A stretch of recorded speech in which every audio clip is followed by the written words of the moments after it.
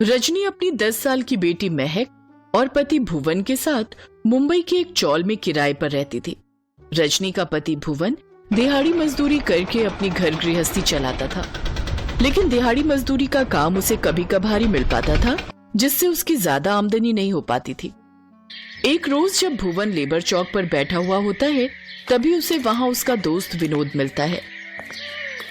अच्छा हुआ भुवन, तू मुझे यहाँ मिल गया। मैं कब से तेरी ही राह देख रहा था। क्या बात है विनोद, तू मुझे क्यों ढूंढ रहा था? एक बिल्डिंग पर पुताई करने का काम मिला है। दिन की 700 रुपए की दिहाड़ी है, पर बिल्डिंग की ऊंचाई बहुत ज्यादा है। तू कर लेगा ना? हाँ, मैं कर लूंगा। 700 रुपए दिहाड़ी, इतनी तो मुझे कभी भी नहीं मिली।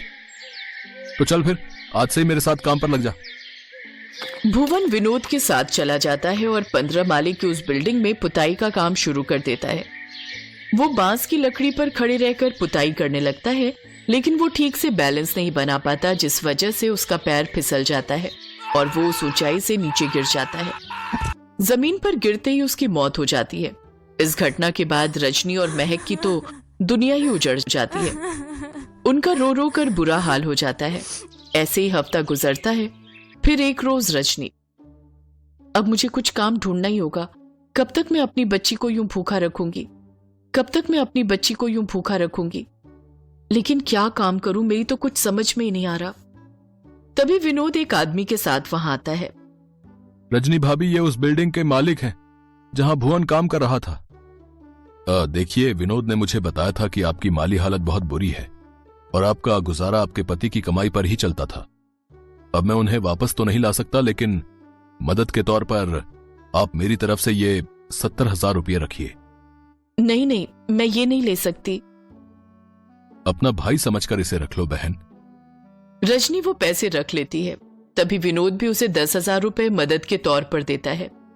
उन पैसों में से थोड़े से पैसों का रजनी राशन लाती है और कुछ पैसे मकान के किराए के लिए दे देती है। आखिर ये पैसे कब तक चलेंगे महक? एक न एक दिन तो खर्च हो ही जाएंगे, इसलिए हमें खुद का कोई काम शुरू करना होगा ताकि हमें आमदनी आती रहे। लेकिन क्या काम शुरू करें, मेरी कुछ समझ नहीं आ रहा।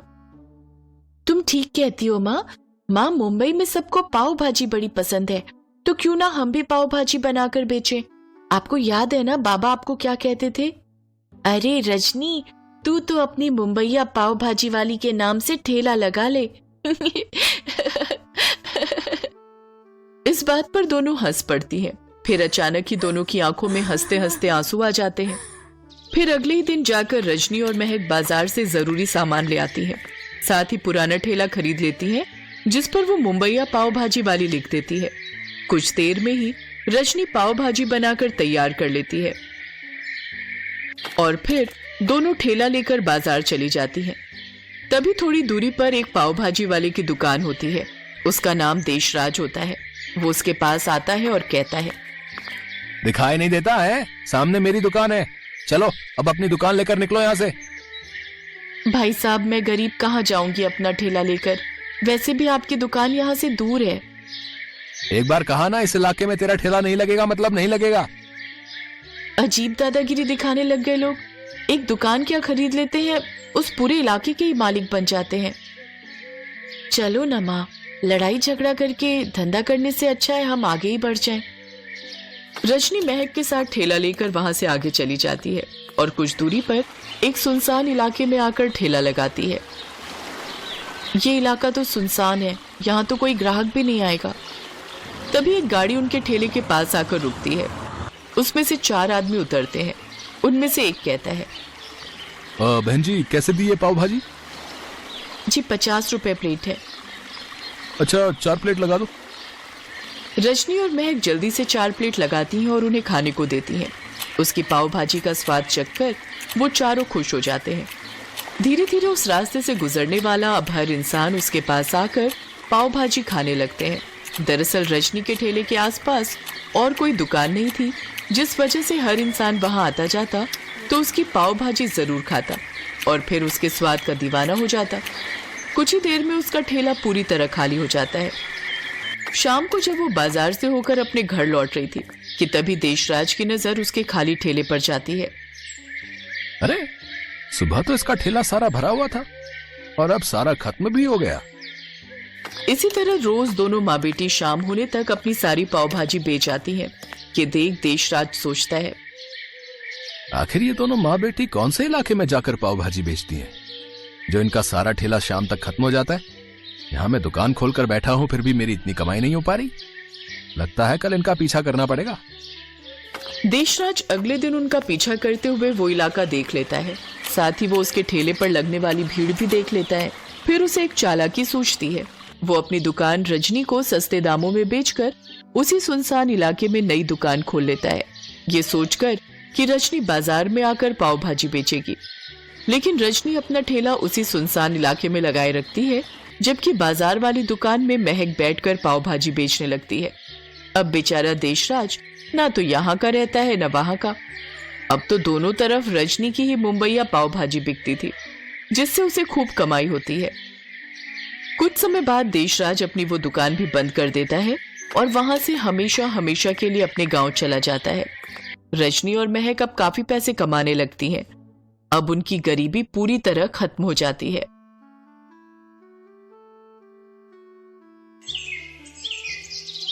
गांव से दूर एक शहर में कन्हैया नाम का एक आदमी अपने ठेले पर आलू पूरी बेचा करता था। उसकी आलू पूरी बहुत ही स्वाद बनती थी।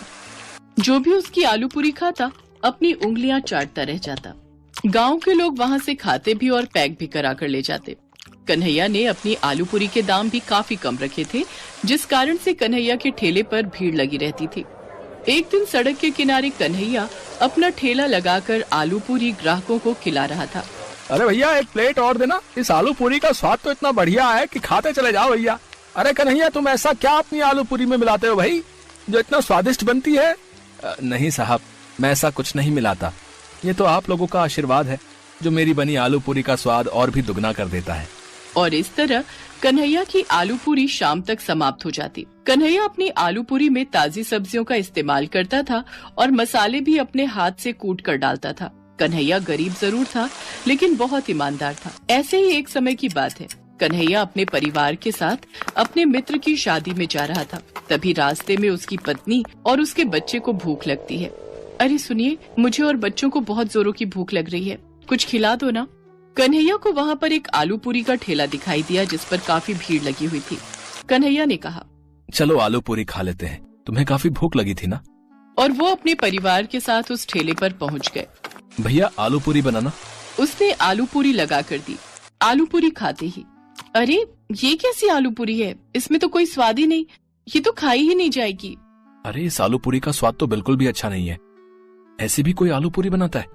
इसमें टमाटर का तो पता ही नहीं है, ना ही कोई मसाले हैं, और देखो महंगी भी कितनी कर रखी है। पता नहीं लोग कैसे आलू पूरी खा रहे हैं। और तो और देखो लोगों की भीड़ कैसी लगी हुई है।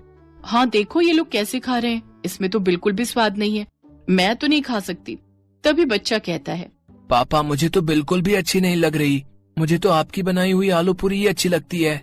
ये कहकर तीनों ने अपनी प्लेट हटा दी। आप कितनी अच्छी आलू पूरी बनाते हो, इतने कम रेट में देते हो, इसके हिसाब से तो आपकी आलू पूरी के रेट काफी ज्यादा होने चाहिए। यही बात करते हुए वो अपने रिश्तेदार के घर जाने लगे। कुछ समय बाद शादी करके जब वापस आए, अगले दिन कन्हैया के मन में काफी लालच आ जाता है और वो आलू पूरी बनाकर ठेला लगाता है। और वो अब अपनी आलू पूरी के दाम 15 से हटाकर 25 रुपए कर देता है। तभी उसके ठेले पर एक आदमी आलू पूरी खाने आता है। अरे कहाँ चला गया था कन्हैया? एक दिन तुम्हारे हाथ की आलू पूरी नहीं खाई तो ऐसा लग रहा है मानो कुछ खाया ही नहीं हो। अभी देता हूँ साहब। और वह आलू पूरी देता है। ग्राहक आलू पूरी खाकर पैसे देने लगता है। तभी उसकी नजर उस बोर्ड पर पड़ती है। अरे ये क्या कन्हैया, तुमने रेट बढ़ा दिया? क्या करें साहब, अब महंगाई भी इतनी बढ़ गई है कि इतने कम दाम में अब गुजारा नहीं होता।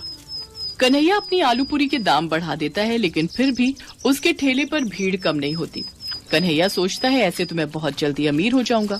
कन्हैया को अब और लालच आ जाता है और अब कन्हैया अपने आलू पूरी में थोड़ी थोड़ी सभी चीजें कम कर देता है। उसके ठेले पर ग्राहक खाने आते हैं। तभी एक ग्राहक खाते हुए कहता है, क्या बात है भाई, आज तुम्हारी आलू पूरी में वो स्वाद नहीं है। नहीं नहीं साहब, ऐसी बात नहीं है, आलू पूरी भी वही है, बनाने वाला भी वही है, यह आपका वहम है। ऐसे ही संडे का दिन आया। उसने आलू पूरी बनाकर ठेला लगाया। संडे को उसके ठेले पर सबसे ज्यादा भीड़ होती थी। कन्हैया क्या बात है, आज कैसी आलू पूरी बनाई है? अरे भाई इसमें तो बिल्कुल भी स्वाद नहीं है। इतने में दूसरा परिवार भी कहता है, हाँ कन्हैया, अब तुम्हारी आलू पूरी में बिल्कुल भी स्वाद नहीं है और पैसे भी तुमने इतने बढ़ा दिए। अब बाजार में साग सब्जी ही ऐसी आ रही है तो क्या करें साहब। फिर वो सभी लोग कन्हैया की आलू पूरी छोड़ सामने ठेले पर पकौड़ी खाने चले जाते हैं। ये देखकर भी कन्हैया को अकल नहीं आती और वो ऐसे ही आलू पूरी बनाता रहता है और उसका लालच बढ़ता ही जा रहा था। वो अमीर तो हो ही गया था, अच्छा घर, बच्चे को अच्छे स्कूल में पढ़ा रहा था। अब देखते देखते उसके ठेले पर कोई नहीं आता। क्या बात है, आज कोई आलू पूरी खाने नहीं आ रहा है। तभी कन्हैया ने देखा जो लोग उसकी आलू पूरी खाने आते थे आज सामने ठेले पर पकौड़ी खा रहे हैं। वाह भाई वाह, मजा आ गया पकौड़ी खा के। हैं क्या स्वाद है भाई, ऐसे पकौड़े तो मैंने आज तक कभी नहीं खाए। कहता हुआ चला जा रहा था। देखते ही देखते उसके सारे ग्राहक सामने ठेली पर जा पहुंचे। कन्हैया अपने ज्यादा लालच की वजह से अपना ही काम चौपट कर बैठता है और दुखी होकर कन्हैया सर पकड़कर बैठ जाता है और रोने लगता है और कहता है कि आज मेरे लालच की वजह से मेरे सारे ग्राहक चले गए। मैं जो भी कमा रहा था वो भी मेरे हाथ से गया।